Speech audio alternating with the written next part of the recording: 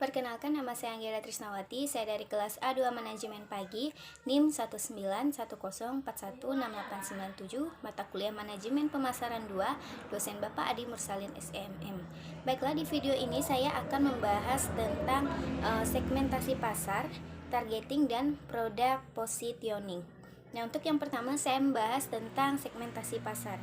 Nah, menurut Philip Kotler dan Gary Armstrong, segmentasi pasar yakni pembagian sebuah market menjadi beberapa kelompok pembeli yang berbeda.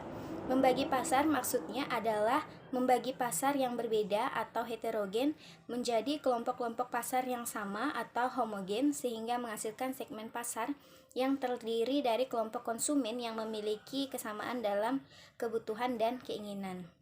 Segmentasi memiliki 4 jenis, yaitu pertama, segmentasi pasar berdasarkan geografi. Pada segmentasi ini, pasar dibagi ke dalam beberapa bagian geografi seperti negara, wilayah, kota, dan desa. Daerah geografi yang dipandang potensial dan menguntungkan akan menjadi target operasi perusahaan. Lalu, kedua, segmentasi pasar berdasarkan demografi. Nah, pada segmentasi ini, pasar dibagi menjadi kelompok-kelompok dengan dasar pembagian usia, jenis kelamin, tingkat ekonomi, dan tingkat pendidikan. Lalu yang ketiga, segmentasi berdasarkan demografi. Pada segmentasi ini, pasar dibagi menjadi kelompok-kelompok dengan dasar pembagian usia, jenis kelamin, tingkat ekonomi, dan tingkat pendidikan. Lalu segmentasi pasar berdasarkan sosiokultural. Nah, sebagian dasar lebih lanjut untuk segmentasi pasar, segmentasi sosiokultural yang memiliki variabel sosiologis atau kelompok dan antropologis atau budaya dibagi dalam segmen yang sesuai tahap pada daur hidup keluarga, kelas sosial, budaya, dan subbudaya. Lintas budaya atau segmentasi pemasaran global. Nah, contoh produk berdasarkan segmentasi pasarnya yaitu adalah Pizza Hut. Geografiknya yaitu urban area, demografiknya usia 25 sampai 50 tahun. Untuk kelas ekonomi A dan B, psikografiknya yaitu penyuka masakan Eropa dan behavior yaitu praktis. Lalu yang kedua adalah targeting. Setelah mensegmentasi pasar, kita juga harus mulai melakukan targeting. Untuk melakukannya, yang pertama kita harus mengetahui seberapa besar target pemasaran yang akan kita targetkan dengan aktual data dan ekstrapolasi. Nah, yang pertama kita harus menentukan market share, market potensial, market size, competitor market, your market. Nah, atribut USP adalah yaitu USP Anda, yaitu berupa kebutuhan konsumen dan USP kompetitor. Lalu ketiga ada product positioning. Nah, positioning adalah tindakan perusahaan untuk merancang produk dan bauran pemasaran agar dapat tercipta kesan tertentu di ingatan konsumen sehingga konsumen memahami dan menghargai apa yang dilakukan perusahaan dalam kaitannya dengan para pesaingnya.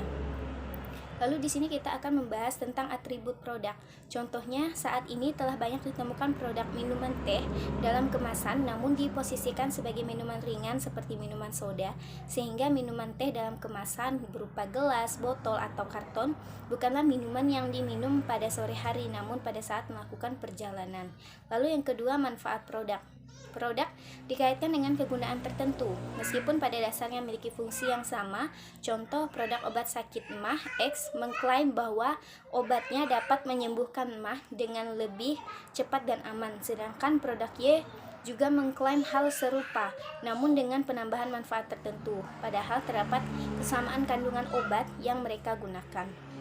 Lalu, harga dan kualitas terbaik. Strategi positioning melalui harga tidak selalu identik dengan harga yang lebih murah saja, tapi juga dengan memberi harga yang pantas sesuai dengan kualitas barang yang dihasilkan. Memposisikan produk dengan harga yang lebih terjangkau daripada produk sejenis milik kompetitor ditambah dengan kualitas yang baik akan membuat positioning produk akan lebih kuat tertancap di hati para konsumen. Lalu yang keempat, menurut pemakai.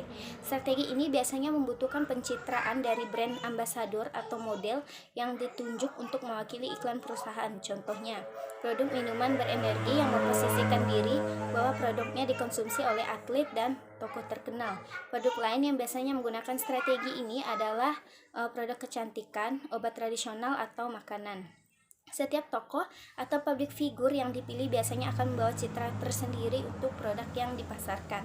Yang kelima, menurut pesaing. Strategi ini menggunakan pesaing bisnisnya untuk memposisikan diri sebagai yang lebih baik daripada pesaing utamanya.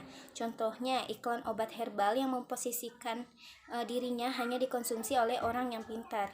Kemudian pesaing yang mengklaim jika orang bejo atau beruntung akan mengonsumsi herbal tersebut. Konsumen tinggal pilih mau menjadi pintar atau bejo. Nah, yang keenam, kategori produk.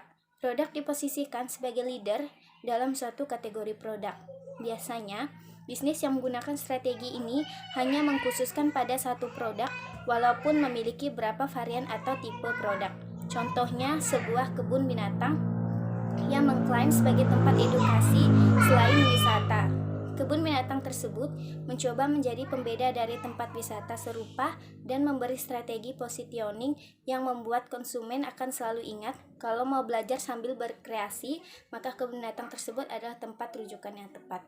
Sekian pembahasan dari saya, kurang lebihnya saya minta maaf. Sekian dan terima kasih.